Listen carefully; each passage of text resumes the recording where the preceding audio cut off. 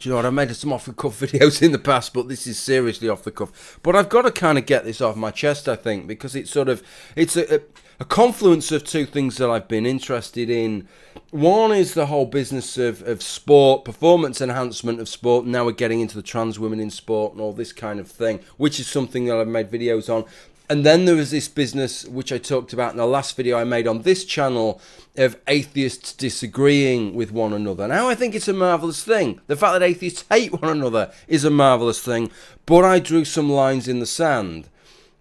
And those lines in the sand where it goes beyond disagreement and vitriol on the grounds of just not liking somebody to smear labelling and trying to actually stifle debate, playing the kind of games that we always used to criticise, and now we seem to be playing as much as any other group. The groups that we used to criticise seem to play, and that's what seems to be happening here with regard to the ACA, which is the atheist community of Austin. Or it's the atheist something that begins with C. I'm told it isn't cunts, but it could be, given what's recently happened, of Austin.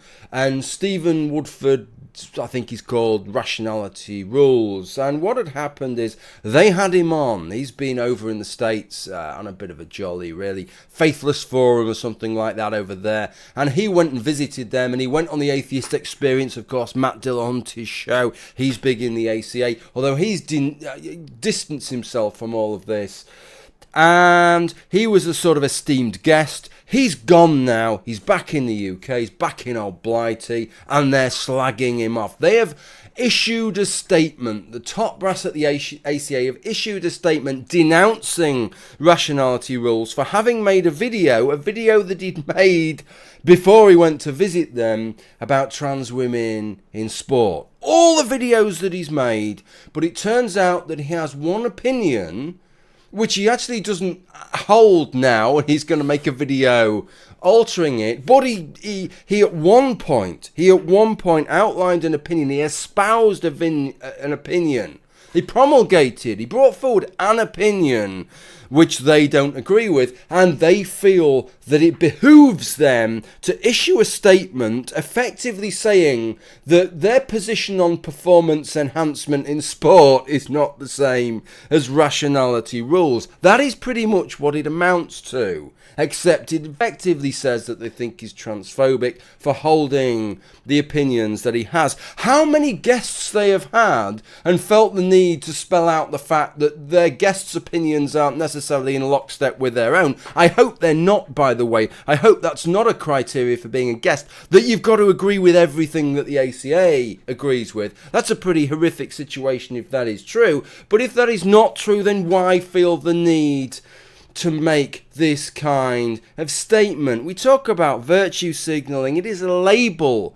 Jesus said he's done to death, is it not? Right, you do something virtuous, you say something virtuous that you genuinely believe, you say it because you believe it, you're accused of virtue signalling.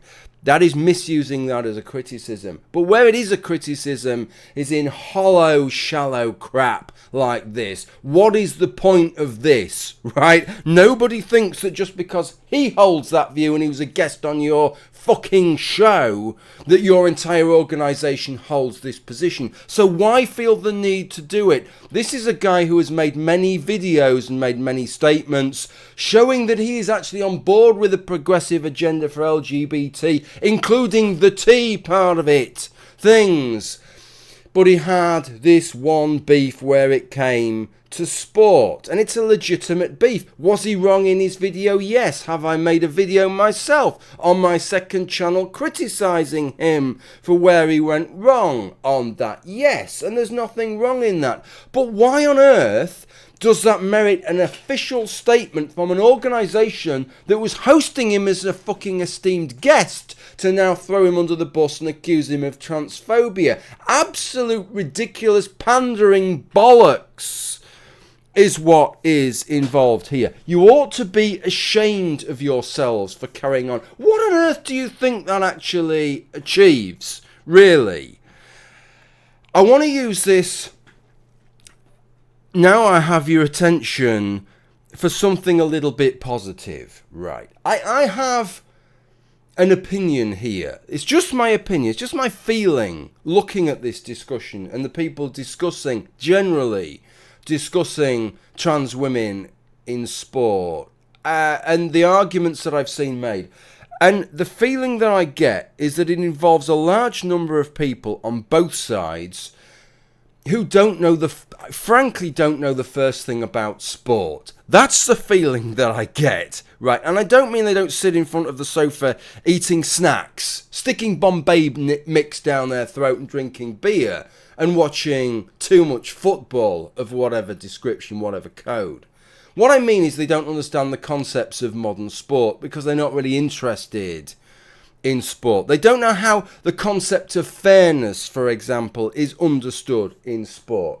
They're not interested in sport before this conversation took place. They're only interested because it involves trans women, and that's really their only interest. And once the conversation leaves town, their interest in sport will dry up again, right?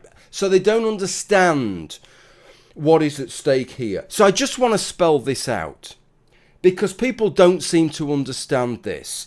The concept of something being unfair in sport, having an unfair advantage, does not require you being better than everybody else. It doesn't even scale you relative to everybody else. It scales you relative to you. I've lost track of the amount of times I've read some shit along the lines of, well, if a 6'4" trans woman is unfair, then how can a 6'5" cis woman be fair? Right? Surely they should be banned as well.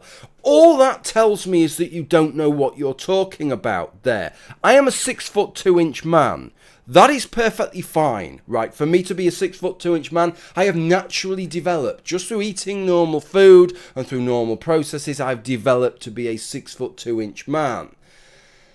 If I had taken drugs, synthetically taken something that had increased my height to 6'2", and otherwise I would have been 5'7" or 5'8", that would be deemed to be unfair.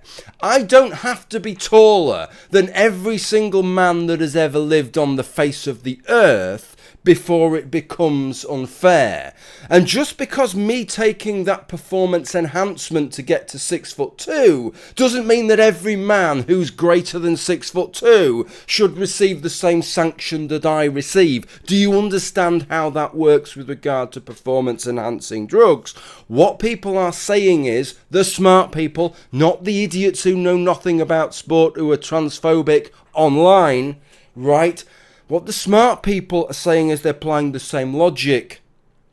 And they are saying, if in terms of all these different criteria, all these different metrics in the sports where they are relevant, if you have gained an advantage by going through male development that is not then removed by hormone suppression, that leaves you in a position greater than if you hadn't gone through male development, that is unfair. In other words, if I transitioned into a trans woman, right? I became a trans woman. I could take all those hormones. I would still be 6'2".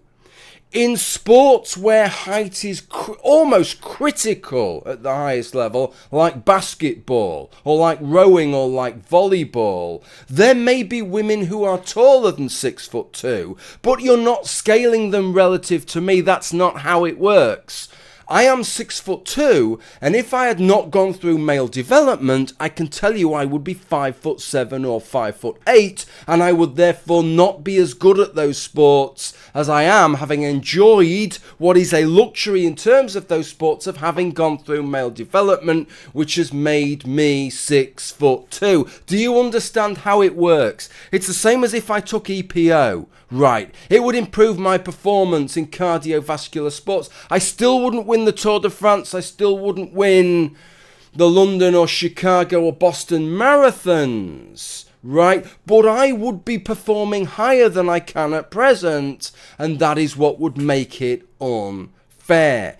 In the sports where reducing testosterone over a period of time mitigates all the advantages of male development, then we can see why we could regard it as fair.